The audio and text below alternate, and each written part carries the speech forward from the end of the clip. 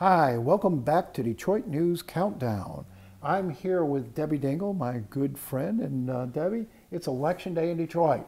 A big election. It's a big election, but it's not only election day in Detroit, Nolan, it's election day in a lot of other communities in southeastern Michigan. And we hope that everybody who watches us in the next few hours has either been to the poll or is going to get to the polls, because today's elections matter. It is, and as you said, a lot of the suburban communities have mayoral races and council races that don't always get enough attention, but they are very crucial in the lives of the folks who live in those communities. But let's come back to Detroit. That's where the spotlight is today, and we have really the potential here to see a historic change in the leadership of this city. We haven't had a white mayor in Detroit in 40 years. Mike Duggan is the favorite coming into today. Who knows what the end of the day will bring. But Debbie, what has changed in Detroit and with the Detroit electorate to make that even a possibility today? I think that people that live in Detroit are fed up. They're fed up with the services that aren't being provided. They want the lighting on.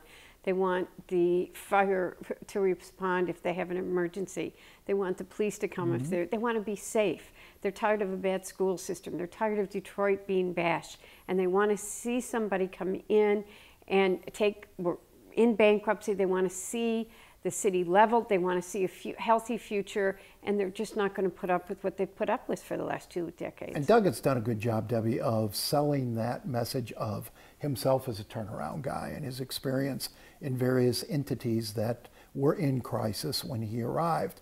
I would equate this, and speaking of your point, I would equate this very much to the national electorate in 2008, when a fed-up American electorate voted the first black president into office. And I think a lot of people left their comfort zone then in doing that because they wanted change. And I believe change is the driving factor in this election in Detroit.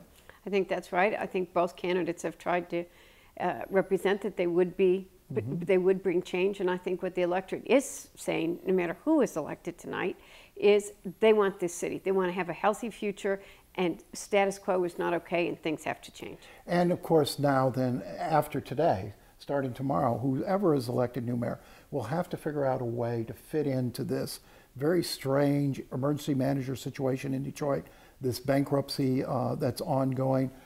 Whoever is elected is going to want to come in and get his hands dirty and start taking control of the city. How much of that is going to be possible depends on the arrangement that's worked out between the new mayor, Kevin Orr, and Governor Rick Snyder. Well, this could be a very fascinating period. I suspect whoever gets elected that there's going to be tension between any of them. The governor's going to be critical. The fact of the matter is that there are a lot of issues that are going to still impact everybody's life day to day. One of the most serious problems they have in the city of Detroit is how do you change the city government to give it the capacity to deal with the multitude of problems that exist? How do you fix the lighting system? How do you take care of blight? The federal government has made it very clear that they're not going to tolerate, they're not going to put money into systems that are broken anymore. I think there's a major discussion going on, period, between a lot of people that just care is how do you rebuild that capacity? And I'm someone that believes you have to rebuild that capacity within government. You cannot do it outside of government. And there's some really growing frustration in the governor's office and elsewhere with the pace of the restructuring. And that's where the new mayor might be able to help. And it might be to everybody's benefit to have the new mayor deeply involved in the operational restructuring. But we're going to leave it right there for now, and we hope to be back later in the evening when we know more about the outcome of this election.